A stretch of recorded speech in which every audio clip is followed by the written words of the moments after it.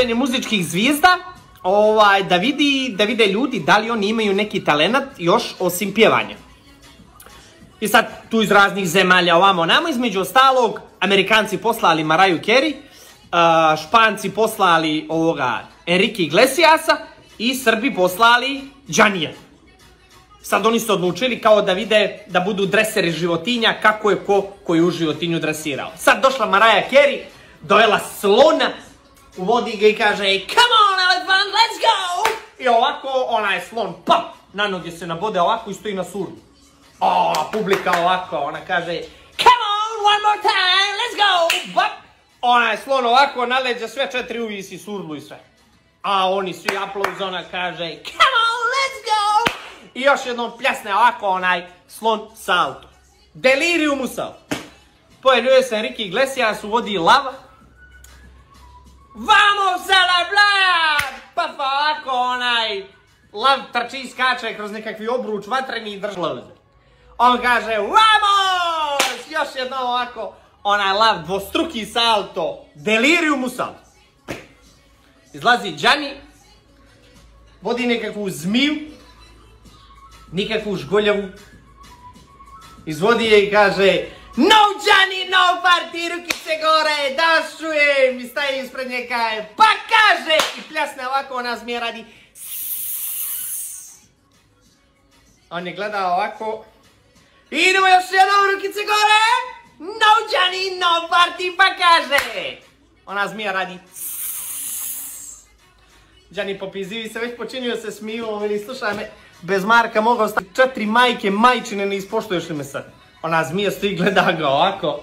Džani kaže, rukice gore, idu pa kaže. A zmija radi, sve mi to je nedostaje.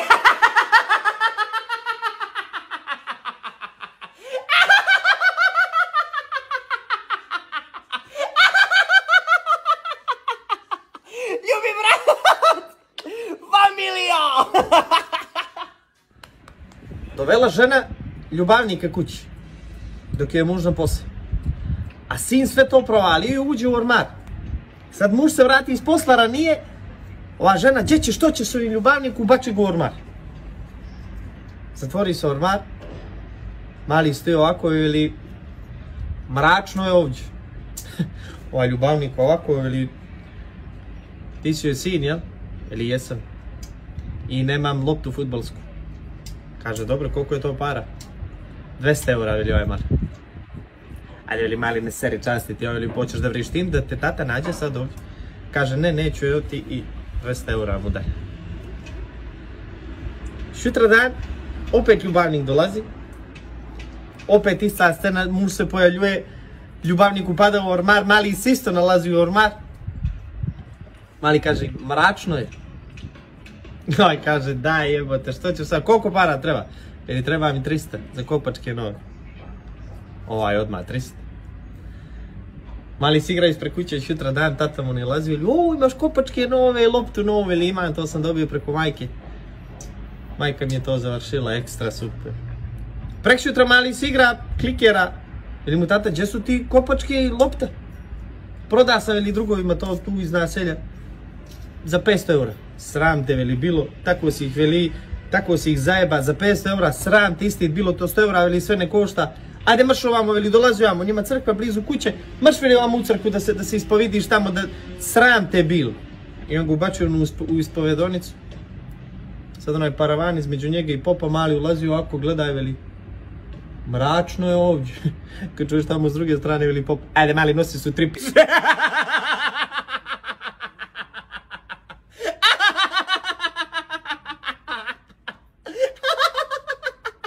Ako ovaj vic ne ubije 100.000 pregleda, povlačim se s Instagram. Srbi me li jedan bit će par.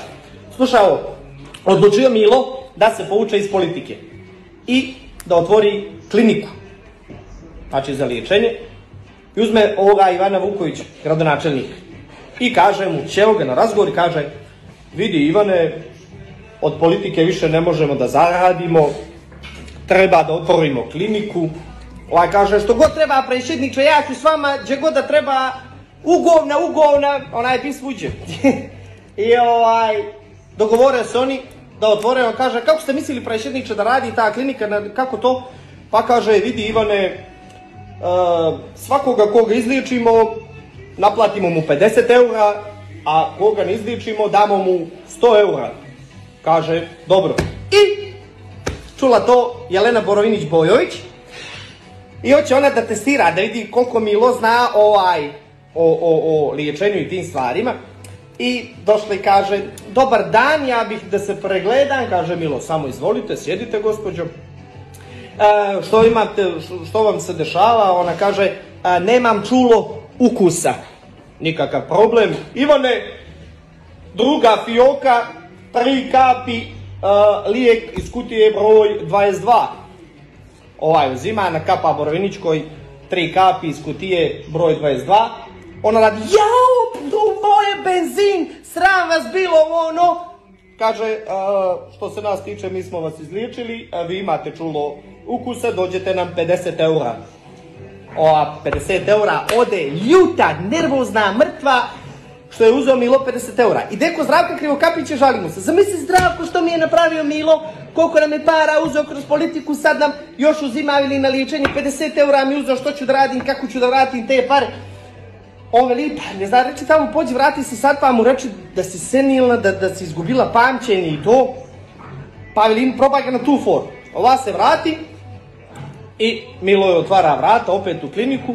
Kaže, o, dobar dan, opet vi. Ona kaže, pa ja se ne sjećam da sam dolazila ovdje, ja sam prvi put, znate, ma da sam izgubila pamćenje i to, jel možete to da mi izličite? Kaže, nikakav problem. Ivane, druga fioka, 3 kapi iz kutije broj 22.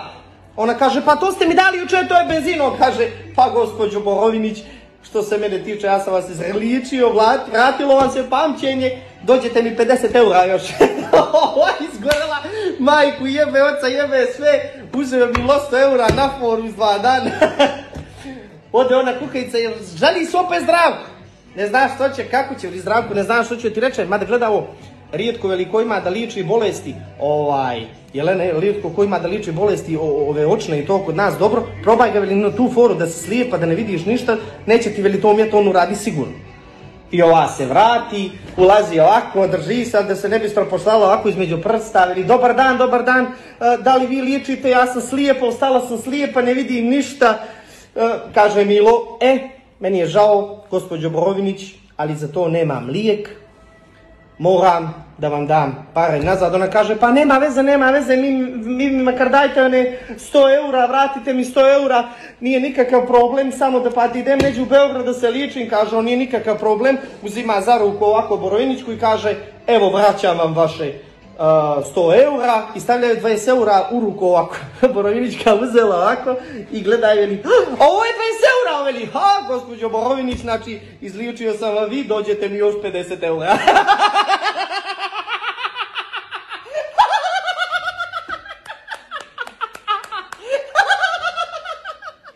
Uzeo Kinez Nikšićanina da mu pokosi dvorište. I zna pomalo naši, veli, mola kosi to tu. Veli, Nikšićanin, dobro bolan, daj mi kosu. I uzeo Nikšićanin kos, naoštrio je i krenuo. Kosi, da mu super, ga zaustavlja, veli, ceka, ne može. Mola kosi tamo, mola kosi ovamo. Radi što pričaš, bolan, šta tamo ovamo, kosim samo lijevo. Kaze, ne može, gledaj. I naoštri mu kosu iz druge strane. I veli mu, sad kosi tamo, kosi ovamo. Veli, Nikšićanin ostroga mi kako je ovo budala, šta je ovo? I uzme onu kosu i krene. Lijevo, desno, kosi strašno. Ga opet zaustavlja. I veli, cekaj, ne može, ti puna mej sa guzicom. A radi što pričaš, bolan, jesi ti normalan čovječ. Radi, mola zakaci kosu tu. I zakači mu kosu za guzicu i ide Nikšićan, radi. Ostroga mi, ja ne vjerujem šta ovaj priča. I ide lijevo, desno kosi, guzicom ide kosi. Super mu ide. I toliko prolazi komšinica ovoga Kineza, riba strašna. I gleda Nikšićanin, drži onu kosu i veli, mala, Ostroga, ti nemoj da vrckaš. Ona gleda, veli, što? Jer će mi se dići kurac. Ako me ova budala vidi da mi se digo, ma da mi okači reflektor na njega, da kosi mi po mraku. Došla žena u radnju kućnih ljubimaca. Hoće kupi nekog ljubimca i sad razgleda tu činčile, zečevi, hrčci, ovo, no ima i papagaj. I ona gleda, kaže, pošto su vam papagaj, baš su lijepi, razgleda ih ovako, kaže ova žena, ima ga 50, 100, 200, 300. Aha, koliko je onaj, pokazuje na jednog, ona kaže, nemoj njega. Nemoj njega, njega ti ne preporučujem, nije dobar, laje, svašta priča, psuje puno. Kaže, šta psuje, što je to strašno? Pa kaže, radi u jednu javnu kuću koja je radila najbolje od svih, imala najbolje kurve i sve i bila je najposjećenija i nagledao se svačega i svašta, baš laje. Neću li kaže baš nego mi daj njega. Koliko je on najdogovore sa ovo, si sigurna? Jesam, daj mi njega. Ona ga uzme, ponese ga kući i dođu je drugarice. Ajde vidite, kupila sam papagaja, kako ulazi jedna po jedna, kako uđe prva, on kaže, o, nova kurva, dođi kurva. Ali nemoj da laješ, tako budalo jedna, ulazi je druga drugarica, ova radi, o, nova kurva, dođi kurva. I kako koja uđe, tako viče, nova kurva. Ulazi je majka, on viče, o, nova kurva. Prošlo jedno sat vremena, evo ga muž dolazi iz posla, ulazi on, a papa ga radi, o, Miloše, stari kurva.